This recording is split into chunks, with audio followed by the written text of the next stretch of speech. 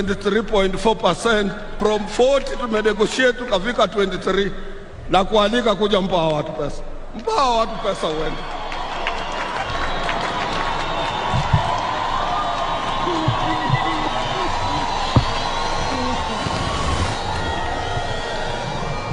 Asante sana ndugu Otwole, tafadhali tuketi, nashukuru sana. Hamjambo nyote?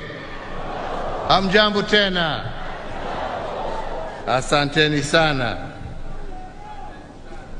Board ya Cotu Executive Board, General Secretary ndugu Francis Otwole, branch secretary ambao mmefika hapa siku ya leo, shop steward ambao mko hapa siku ya leo, viongozi wa wale ambao wanatuajiri, FKE Jacqueline Mugo, viongozi wa wizara ya Labor, hamjambo tena? Sande njema, tukiwa leo pamoja tukisherehekea siku hii ya wafanyikazi ulimwenguni. Na nianze kwa kusema ya kwamba I am really very delighted to join the workers of Kenya and indeed the world at large in marking the International Labour Day. On this day, we join workers across the globe in celebrating the dignity of labor, honoring and paying tribute to your resilience, and most importantly, recognizing your critical role in our plans to build back our country stronger and better after the COVID pandemic. As we mark this occasion, we again affirm that our efforts to cushion workers against COVID-19 did offer relief to millions of Kenyan households.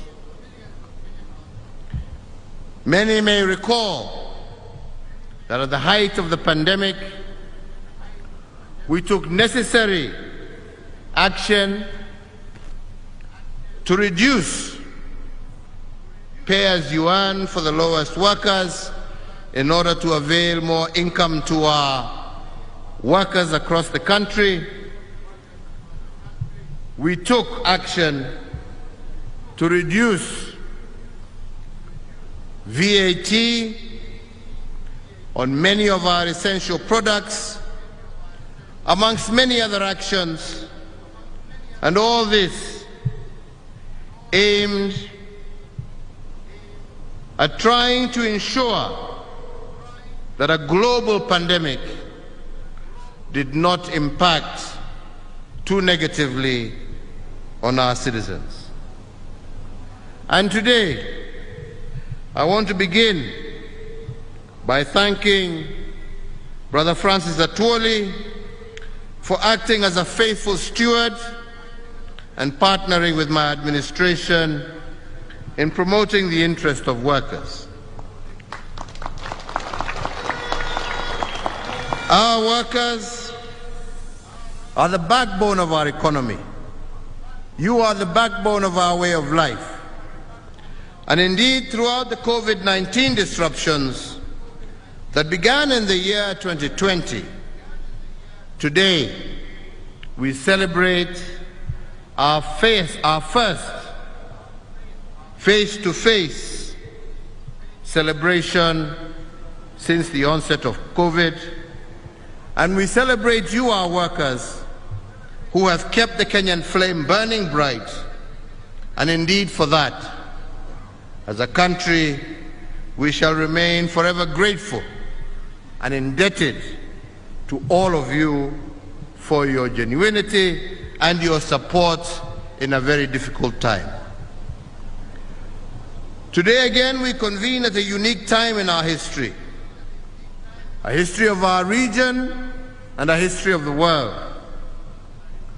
Globally, efforts to build our economies back after the COVID-19 pandemic have been slowed down by a myriad of events on the global scene which have put our multilateral system under undue stress.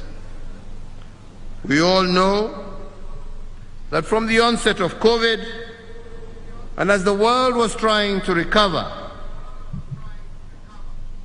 new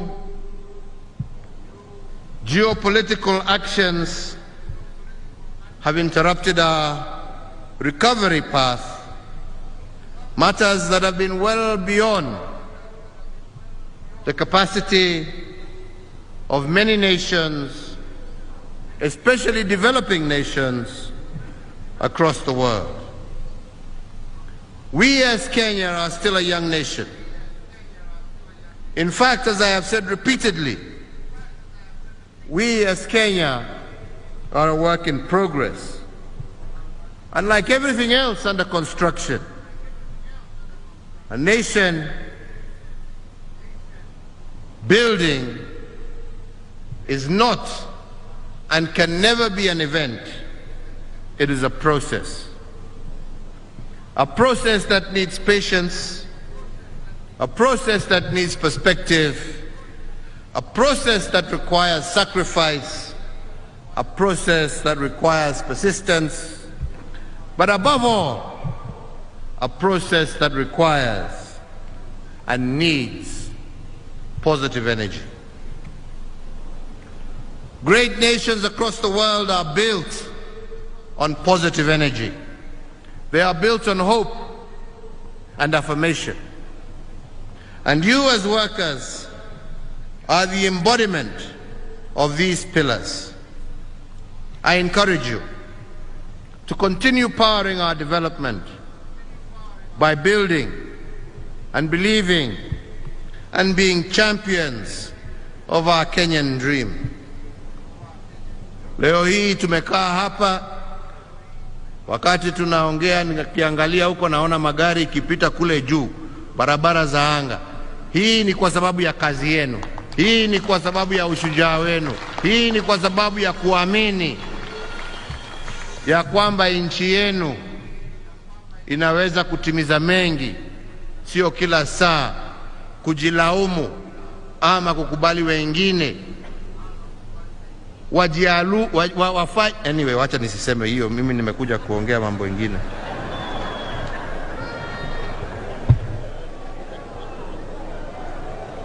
Because Kenya is still a work in progress, allow me to focus on two things that I consider to be right with our country. And I believe the first has to do with opportunities created by our economic transformation as a nation. A transformation that begins with ideas but ends with hard work before the fruits of prosperity are earned. And these opportunities have been exploited by those who have rejected labels that disempower them, that discourage them, and instead have been taken up by those who want to embrace truth that inspire the work of these hands that God has given us. They have resolved not to be organized by the politics of division, hatred, and baseless promises. Rather, they have seized the day and thus migrated from also being earners of wage to owners of capital. I want to give example of one particular group of Juakali artisans who for a long time have operated on Ngong Road, have operated in Kariobangi and in Kamukunji. They came together and have built a company that today is worth over 250 million Kenya shillings 250 million shillings ya wafanyikazi wa jua kali. And they have been able to do this because they believed in their own capabilities and not in difficult and empty political promises. And this is what should inspire us all, and in particular our young people. And I want to tell you how they did it. When my administration rolled out the affordable housing scheme under our Big Four agenda in 2019, a group of Juakali artisans from these areas came to see me and said that they wanted to be involved in that agenda. And we contracted them to make doors for the houses that were being built for one of our projects.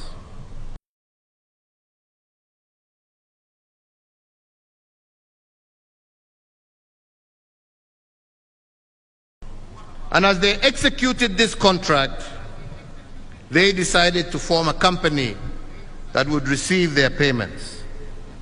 And they formed Ngoko Kamaka Limited, which is a name drawn from where they used to operate along Ngong Road, Kamukunji, and Kariobangi. On completing their task of building those doors just for one estate, this group of Juakali artisans bought 55 units of the houses of whose doors they were making, and in 2 years, they have moved from an ad hoc Juakali entity to a formal business entity which has the requisite creditworthiness to take large loans from banks. Today, this Juakali group is worth over 250 million Kenya shillings because their focus was right and their understanding of where Kenya is going was correct. There are other examples of positive energy. As many shouted and screamed at the height of the pandemic, as opposed to helping us find solutions, we came up with a Juakali initiative to take into account the many who, from no fault of their own, lost employment, and we managed to mobilize resources for the Kazi Mtaani initiative, an undertaking that we took as an administration to cushion our well-meaning young people from the COVID-19 pandemic. And as a result, across the country, over 500,000 young people managed to benefit, and some still continue to benefit from this initiative. But despite the fact that some had lost their jobs, the Kazi Mtiani initiative allowed them to form 1,266 youth groups that were not organized by government, but were organically formed by the young men and women themselves. Of these groups, 1,025 have benefited from commercial loans and our affirmative action funds. Similarly, they have established since then 2,113 new businesses that did not exist before COVID in agribusiness, in retail and services such as salons and barber shops across the country. Wakenya ambao walikubali na wakasema hawatashindwa na shida, watajichukulia hatua na tukasaidiana na wao. Mambo ya kuongea matope na matusi haijengi nchi. Mpende msipende, haijengi nchi. Hiyo ndio ukweli. This is testament that if we as a country focus on our capabilities over empty political promises, then the impossible is nothing. If Juakali artisans can do and form corporations that are now worth millions of shillings in less than 2 years, and those who form themselves in groups under Kazi Mtaani are able to start small businesses across the country, I believe every Kenyan can do the same if they focus on their capabilities and exploit the positive side of what is right about our country. Indeed, another uplifting example worth mentioning on the economic front has to do with the quality of our workforce. The World Bank, kwa sababu sisi, we don't like looking at statistics, we like creating statistics. Kulingana ni nani anaongea. Ukisikia huyo ni mkubwa anaongea, mnasiri hiyo ndio ukweli. But statistics from global organizations, the World Bank itself has indicated that Kenya will have the most productive workforce on the African continent by the year 2036 if we continue on our trajectory. And this excellence, as we have just heard, is not only just being felt in Kenya, but it is also being felt internationally. Today, we as Kenyans are the third largest skilled workforce of all foreign workers in the United States of America. Kenya, inchi ndogo. That phenomena is replicated across the globe, with Kenyans driving ICT, education, healthcare, construction, tourism and hospitality, and many other sectors in countries far away from Kenya. So today, as we recognize our Kenyan workers working here locally, I also recognize and honor our Kenyan workers in the diaspora. Today, ladies and gentlemen, they are one of our biggest resources as a country. When I took the oath of office in 2013, Kenyans in the diaspora used to remit approximately 117 billion Kenya shillings back into our economy every year. Today, our Kenyan workforce working outside the borders of Kenya remit approximately 375 billion Kenya shillings each year into our country. This colossal contribution has not been created by superheroes. It has been created by ordinary Kenyans, driven by our belief in their capabilities, driven by what is right about our country. Above all, they are experiencing individual prosperity in the countries that they work, but also building a brighter future for their families back home. The second ground for positivity and belief in what is right about Kenya is that while we are faced with challenges, we have laid foundations that we require in order to overcome these challenges. In pondering these challenges, I invite you once again to view them through the lens of what is right about Kenya.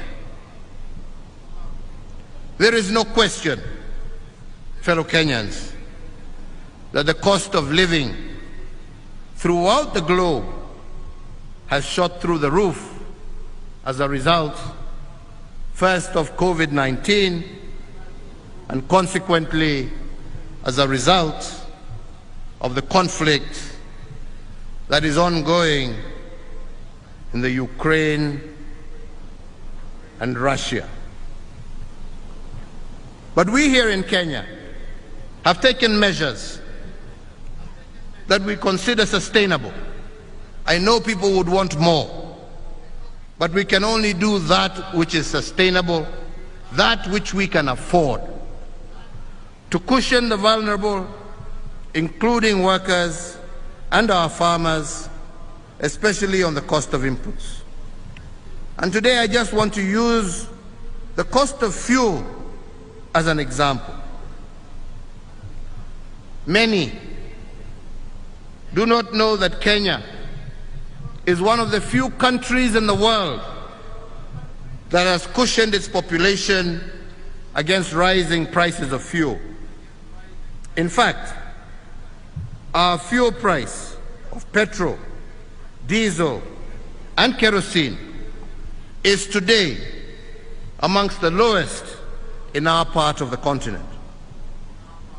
If we had not protected our consumers against this global increase in fuel prices, our petrol prices would have been approximately Kenya shillings today, 173 shillings per litre for petrol. But in order to cushion our people and to do so sustainably, the government has had to pay 29 shillings per litre as a subsidy in order to keep the prices at the level they are. We have similarly subsidized diesel and kerosene. Currently, our diesel pump price is Kenya shillings 125.5 a litre.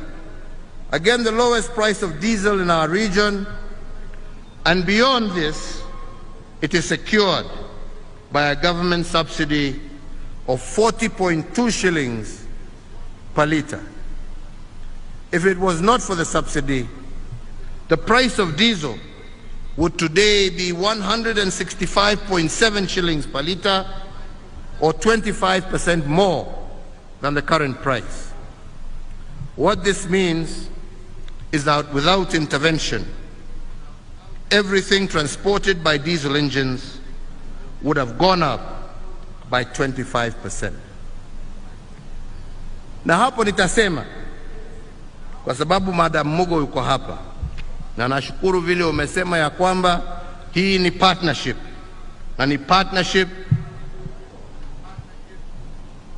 ya wale ambao wanaajiri, ya wafanyikazi wetu na serikali. Lakini ni hatia kubwa sana kwa wengine kuchukua pesa, kwa sababu hii pesa ya subsidy sio pesa ya Uhuru, ni pesa ya hawa wafanyikazi ambao wametoa kwa kodi. Na ikiwa wengine wenu mutatumia hii subsidy na badala ya kupatia Wakenya mafuta, munaenda kuuza hiyo mafuta kwa bei ya juu kwa nchi ingine, tunawaona na tunawaangalia na tutawachukulia hatua. Kwa sababu hii ni pesa ya Wakenya, ni kodi ya Wakenya, na hamwezi kutuambia na mtuambie hatuna mafuta kwa stesheni zetu, na tunajua hiyo mafuta munauza kwa nchi zingine nje, mukitumia ati ndio mutengeneze faida huko badala ya kurudisha benefit kwa wananchi wa Kenya. Please tell your people it is a partnership. We must work together and we need to benefit our people through our taxes and through our sweat. Yetu sio ya kusaidia nchi zingine, yetu ni ya kusaidia wananchi wetu. Na hiyo ni ukweli wa mambo na mutaiona tu. Fellow Kenyans, although the cost of living has gone up because of global reasons, we must also appreciate our local solutions and the strong foundations that we have laid. And this is what I am calling positive energy.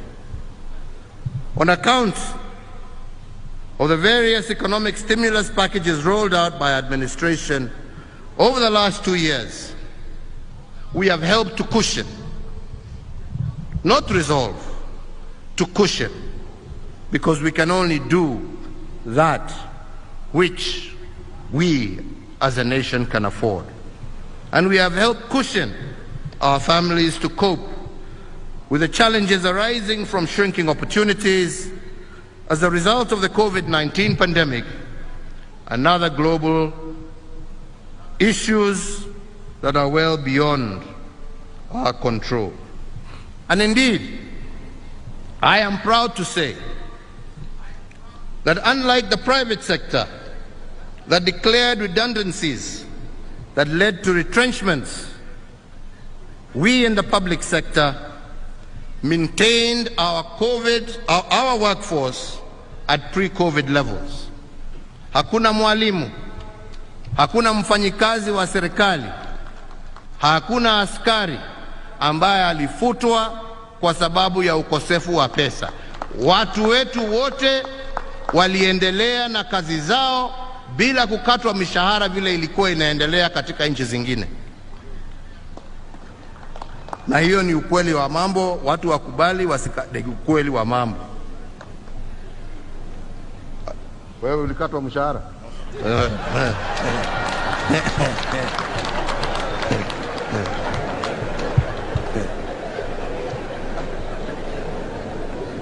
So in that same regard,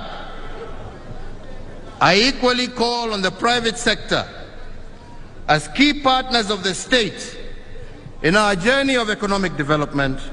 Please, let us work in the same spirit, Madam Jane Mogo, you've just mentioned. Let us all make readjustments that will secure the elusive balance between profitability on one hand and on the other hand, sustaining the wellness of our labor force. You need them to make your profit. In lean times, let us also sacrifice a portion of our profits to keep our labor force happy.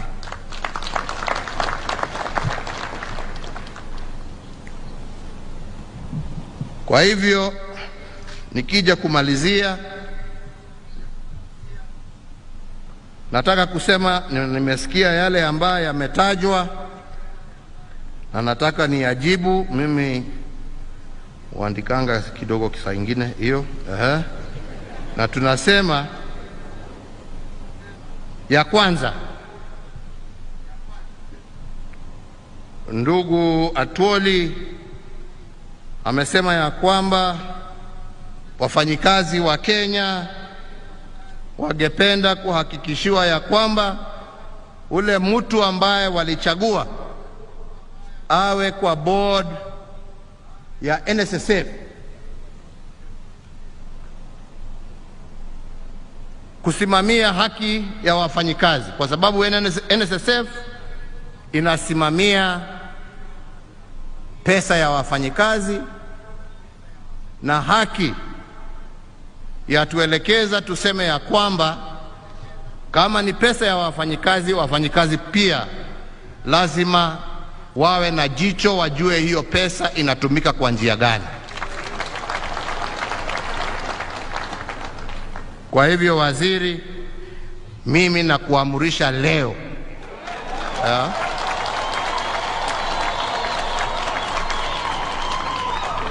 ya kwamba hii sikukuu ndefu ambaye Mwenyezi Mungu ametupatia, ikifika Wednesday, mimi nataka kuona gazette notice ikiweka huyo mtu kwa kazi.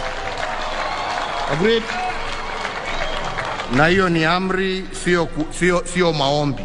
Yake ilikuwa maombi, yangu ni amri. Yeah. Si namna hiyo? Ya pili, umesema ya kwamba kwa board ya NHIF, ile sheria ambayo iko imenyima wafanyikazi wa Kenya haki ya kuwa na kiti katika hiyo board. Wajumbe wako ndio hawa, na waona na waangalia. Maina Kamanda namuona Chief Whip hapo, nawaona wengine. Madam yuko hapa wa Nairobi, dada yuko pale. Hebu simameni muonekane. Haya, ongea na watu yako, hawa ndio watu yako. Sheria ni yao. Wakipitisha mimi nitaweka kidole. Si namna hiyo? Kila mtu na kazi yake jameni. Ama ni namna gani? Ya tatu umesema ni mambo kuhusu SRC. Otwole my friend. Sasa mimi na ndugu Raila tulimenyana hapa, tukazunguka nchi hii, tukasema tupatieni nafasi hapa tubadilishe hii katiba. Kuna vipengele ingine ambayo inasumbua wa Kenya. Nyinyi wenyewe mumeangalia, sisi tumetoa jasho tukitafuta, wengine wamesema hawataki. Nyinyi mtajibu hiyo kwa uchaguzi ambaye inakuja.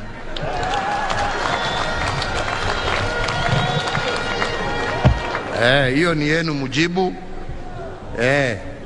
Wale ambao wanaona mambo ni sawa, wale ambao wanaona ya kwamba tuko na katiba mzuri, lakini kuna vipengele vingine ambavyo vinatuletea shida na ni vizuri tuyaangalie.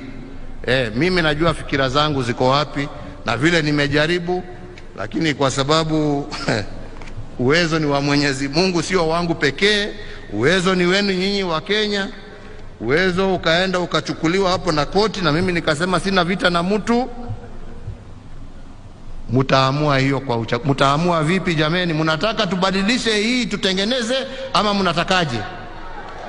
Nataka kuona kwa mikono ni wangapi wanasema tunataka tutengeneze na ndio haki ipatikane. Ama ni namna gani wenzangu? Tusije tuwe watu ambao ni wadanganyifu. Na wacha niwaambieni, hakuna kitu ngumu kama wakati nchi na dunia mzima iko na shida mingi mbali. Shida ambayo inategemea viongozi. Shida ambayo ina haja na viongozi kuwa wanakaa, wanaketi, wanajadiliana kwa sababu ya vile mambo yalivyo magumu. Na mimi nawashukuru wa Kenya kwa sababu mambo yamekuwa magumu, sio tu kwa nchi yetu. COVID sio wa Kenya walilete. Sio wa Kenya walilete ugonjwa ambao umesababisha mamilioni ya watu dunia mzima kupoteza maisha yao na mamilioni wengine wengi zaidi kupoteza kazi zao. Hiyo haikuwa kwa sababu ya Uhuru ama mtu mwingine. Na wakati tumejaribu kuyawekelea na kujaribu kufanya tutafanya namna gani ndio tujiokoe, tumeanza sasa kujitokeza, tumeanza sasa kuona barabara. Wengine wameanza vita ambaye sisi hata hatuelewi, ambaye imesababisha bei ya mafuta, bei ya vyakula kwa nchi zingine kupanda na kutuletea shida zingine. Na badala ya viongozi kuwa wanaketi kusema tutasuluhisha namna gani jameni, tutasaidiana namna gani, wengine wanaenda huko kuinsight wananchi. Angalia hii bei imepanda, uliza Uhuru. Yaani mimi Uhuru niko Ukraine, mimi ninafanya nini huko jameni?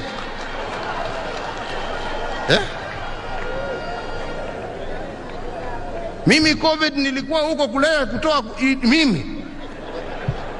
Badala ya kuja kunisaidia, kuniambia niko na mawaidha hii na njia hii na njia hii, njia ambayo tunaweza tuokoe watu yetu wakati tunagojea mambo haya yaishe, wewe huko kwa soko na matusi. Na wewe unajiita kiongozi na unajiita ati wewe ndio sijui namba ngapi katika nchi ya Kenya. Uko wapi? Badala ya kunisaidia kuondoa hiyo shida, wewe uko kwa soko kusema ulizeni ule. Basi si ungewacha uniwachie mimi nitafute mtu ambaye angenisaidia jameni?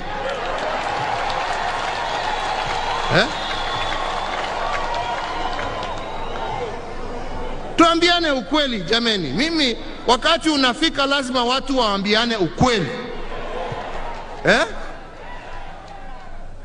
Wewe unajua hii shida sio ya mtu.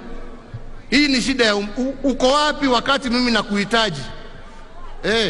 Na ndio mimi nashukuru huyo mzee. Huyo mzee at least hata kama alikuwa na mambo yake alikuja kunisaidia. Na hiyo ndio ukweli wa mambo. Na alijua hii sio shida ya mtu, ni shida ya nchi, ni shida ya ulimwengu. Tutasaidiana njia gani ndio tuokoe wananchi wetu? Matusi ndio nawaambia. And empty promises take you nowhere. But hard work, the labor of your hands. Na hiyo ndio Mwenyezi Mungu alitufundisha, na hapo ndipo tulipo. Kwa hivyo Wakenya wenzangu,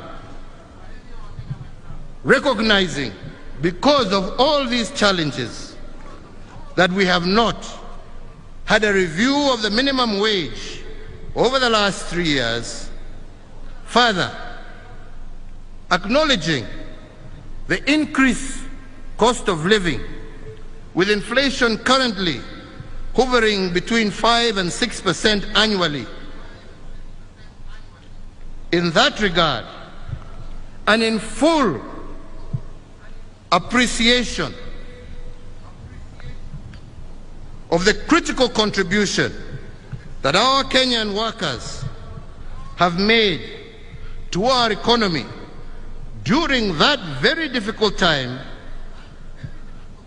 as a caring government, we find there is a compelling case to review the minimum wages so as to cushion our workers against further erosion of their purchasing power, while also guaranteeing the competitiveness of our economy. And in that context, I today declare an increase of the minimum wage by 12 percentage points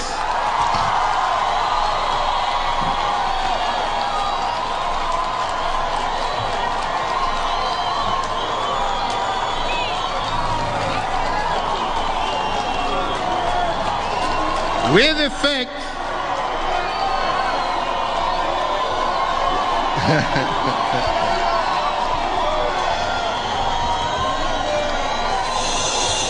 with effect from the 1st of May 2022, yani leo.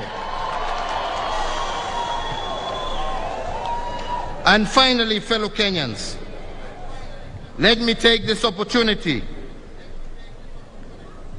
to thank our ministry, to thank KOTU and our stakeholders, and at the same time congratulate the Honorable Gilbert Hugbo, former Prime Minister of Togo, on being elected the first African Director General of the International Labour Organization.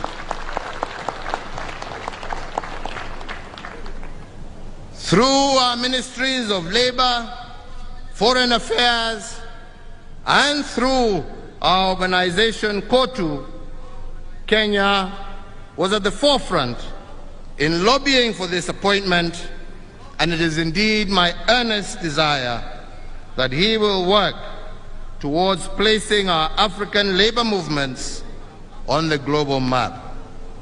I wish you all, viongozi mukirudi kwa wafanyikazi wenzenu, muambie a happy Labor Day. Shukrani nyingi kwetu sisi zote, kwa wao, kwa vile wamejitolea miaka hiyo ya ugumu, na hakikisho ya kwamba tutaendelea kusaidiana pamoja kuhakikisha tumeimarisha uchumi wetu wa nchi yetu. God bless you all, na Mungu aibariki na ailinde Kenya. Asanteni sana.